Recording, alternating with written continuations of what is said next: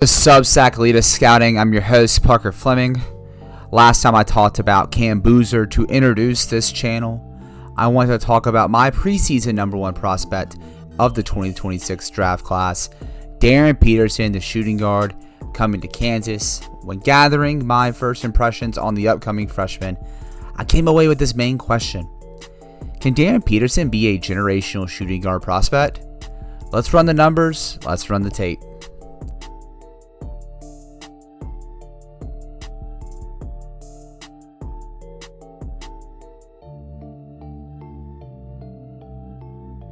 Peterson is a three-level scorer with the comfortability to get to his shots.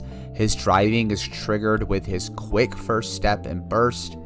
Once he gets downhill, he can find a launch pad to get all the way to the 10, where he showcases a drastic improvement as a half-court finisher, increasing his at-rim half-court percentage from 52% with the Adidas circuit to 70.6% in his senior year with prolific prep. He can also rise and fire off the dribble regardless of the defensive pressure, which is a great start for his upside as a go-to scorer. He possesses great elevation and balance on his jump shot. With prolific prep, he shot 41.9% on dribble jumper threes on 62 attempts across 13 games. A volume and accuracy that is impressive for his age. It's a key cog for star scorers in today's NBA. However, he shot 32.3% on dribble jumpers in the Adidas circuit while also possessing a 36.9 effective field goal percentage. Is it a product of shot quality or touch? This is a key skill to monitor in his development as a star level scorer. Two skills stand out in Peterson's trajectory as a three-level scorer. First is his creativity. In the day and age where it feels like the game has become trainerified, ChatGPT maybe, Peterson possesses real creativity as a scorer. His moves feel like improvisation, able to create something out of nothing regardless of defensive pressure. This transpires because he's a cerebral offensive player with superb handle, footwork, and wiggle for a player his age. Secondly is his foul drawing. While players like Shai Gilgeous-Alexander and James Harden are often ridiculed for their foul baiting, at the end of the day, it's an easy way to generate points. Again, the word cerebral is at play here for Peterson as he knows how to create leverage against the defender to draw fouls. All-star perimeter players shine in this category.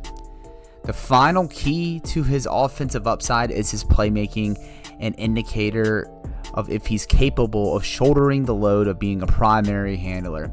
The returns from grassroots are promising, averaging 4.2 assists across 28 games with Adidas and prolific with a positive assist-to-turnover ratio. The thing that immediately pops out is his ability to read defenses, specifically when drawing two defenders with his driving and spraying it out to the paint or to the three-point line for easy buckets. If this trait pops with his scoring ability, we're talking about a real offensive star engine. Defensively, I'm enamored with his potential. He averaged 4.6 stocks across the Adidas circuit last year. He has the motor and anticipation to jump passing lanes, and he also explodes in transition to create cycle opportunities, which is a big component in today's NBA, as seen with the Oklahoma City Thunder and the Indiana Pacers finals runs. What's crazy is he's just as impressive as a shot blocker as he is generating steals. He times jump shots well when recovering or making rotations. On drives with his length, he has a nice radius to couple with his vertical explosiveness. He has the traits to be a real two-way playmaker that wreaks havoc on opposing teams. There are three things I'm monitoring with Peterson this cycle. Will his playmaking be good enough to trend towards heliocentrism? If the playmaking can provide enough optimism into developing into an engine, it could be a deciding factor in generating separation between him from Cam Boozer and AJ DeBonsta for the number 1 pick. Secondly, how good is the shooting? The shooting was shaky, but he improved last year of his high school career. If he can't totally punish teams as a shooter, it could draw skepticism about that first question of his ability to be an engine. Finally, how does he balance his offensive responsibilities with defensive intensity?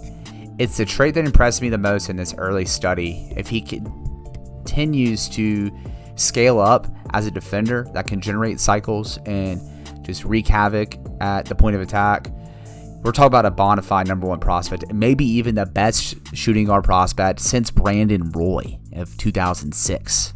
Thank you for tuning in to this episode of Substack Elitist Scouting. If you like more of what you see, go to my Substack Elitist in the comments. It's a free NBA Draft Memphis Grizzlies Substack with all monetary support going to St. Jude Children's Research Hospital. Make sure you also like and subscribe to Substack Elitist Scouting for more prospect breakdowns. Again, thank you for tuning in. Until next time.